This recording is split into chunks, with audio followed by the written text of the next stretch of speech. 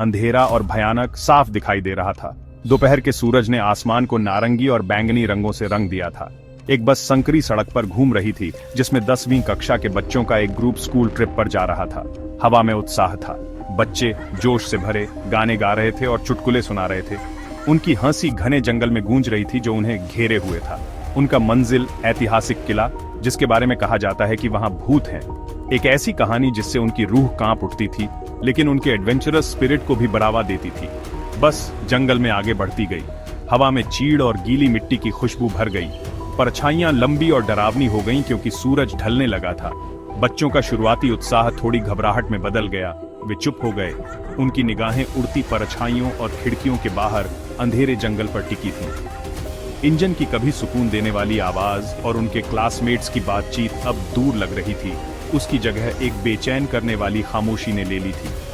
Teachers ने उनके mood में बदलाव को देखते हुए माहौल को हल्का करने की कोशिश की। उन्होंने अपनी स्कूल ट्रिप की कहानियां सुनाई। उनकी आवाजें गहरे होते अंधेरे में एक सुकून देने वाली मौजूदगी थीं। लेकिन उनके खुशनुमा किस्से भी उस बेचैनी को पूरी तरह से दूर नहीं कर सके जो बच्चों पर छा गई थी। जैसे ही बस उबड़ खाबड़ सड़क पर चली, जंगल उनके चारों ओर घिरता हुआ प्रतीत हुआ।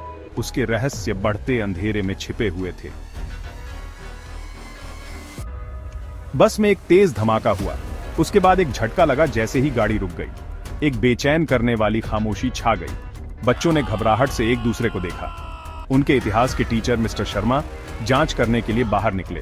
बस टायर पंक्चर हो गया है, उन्होंने कहा। उनकी आवाज में विश्वास था। हम जल्द ही चल पड़ेंगे। लेकिन उनकी बातों से बढ़ती बेचैनी कम नहीं हुई। जंगल, जो कभी आकर्षण का केंद्र था, अब खतरनाक रूप से मंडरा रहा था। उसकी खामोशी केवल पत्तों की सरसराहट और रात के पक्षी की दूर की आवाज से टूट रही थी। ड्राइवर टायर बदलने के लिए मेहनत कर रहा था। उसका चेहरा बस के एक टिमटिमाते लैंप से रोशन था। मिनट धीरे धीरे बीतते गए। हर एक मिनट बेचैन बच्चों के लिए एक अनंत काल तक खिंचता गया। हवा ठंडी हो गई।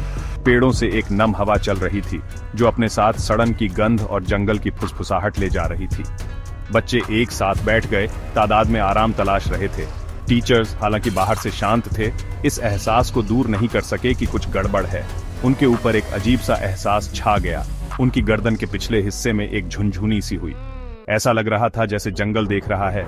उसकी अनदेखी आंखें बस के पतले धातु के खोल को भेद रही हैं। पहले की हंसी और बातचीत अब एक दूर की याद लग रही थी। उसकी जगह एक ऐसी खामोशी ने ले ली थी जो लगभग बहरी कर देने वाली थी। जंगल ने अपनी सांसें रोक रखी थीं, इंतजार कर रहा था, देख रहा था। एक धीमी दर्द भरी चीख ने सन्नाटे को चीर दिया, जिससे उनकी रूह कांप उठी। बच्चे हांफने लगे। उनकी आंखें डर से फैली हुई थीं। वो क्या था? प्रिया फुसफुसाई। उसकी आवाज कांप रही थी। मिस्टर शर्मा ने अपनी भौहें सिकोड़ते हुए आवाज के स्रोत को पहचानने की कोशिश की। शायद कोई जानवर होगा, उन्होंने कहा। हालांकि उनकी आवाज में विश्वास की कमी थी। लेकिन चीख, जो दुख और निराशा से भरी थी, किसी भी जानवर की तरह नहीं थी जिसे उन्होंने पहले कभी सुना हो। ऐसा लग रहा था जैसे वह जंगल के बीचों बीच से आ रही हो। एक प्राचीन और बुराई से भरी आवाज। ड्राइवर, जिसका चेहरा पीला पड़ गया था, बस में वापस आ गया। मैं इसे ठीक नहीं कर सकता, वह हकलाया। उसकी आवाज मुश्किल से सुनाई दे रही थी। किसी ने मुझे छुआ। उसकी बातों से बच्चों में डर की एक नई लहर दौड़ गई। टीचर्स ने व्यवस्था बनाए रखने की कोशिश की, लेकिन उनकी आवाजों में भी डर कांप रहा था। बस, जो कभी सुरक्षा का प्रतीक थी, अब एक कमजोर पिंजरे जैसी लग रही थी, जो उन्हें घेरने वाली अनदेखी ताकतों से थोड़ी सी भी सुरक्षा प्रदान नहीं कर रही थी। बस के बाहर परछाइयां टेढ़ी मेढ़ी और मुड़ती हुई लग रही थी, खतरनाक आकार ले रही थी। पेड़ों से हवा चल रही थी।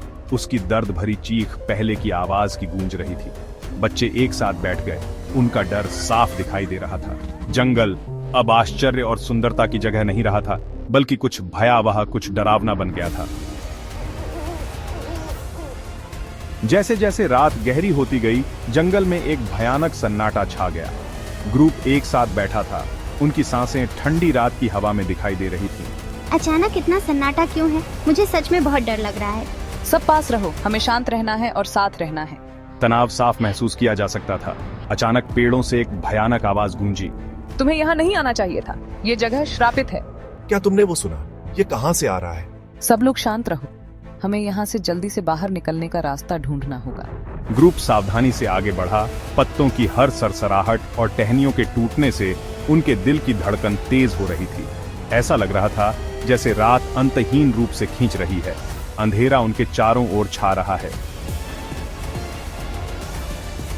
जैसे ही सुबह की पहली किरण घने पेड़ों से टकराई, ग्रुप को आखिरकार आशा की एक किरण दिखाई दी। उगते सूरज के साथ भूतिया मौजूदगी कम होने लगी और सुरक्षा का रास्ता साफ हो गया। थके हुए लेकिन दृढ़ निश्चयी वे जंगल से बाहर निकल गए और कसम खाई कि वे कभी वापस नहीं आएंगे।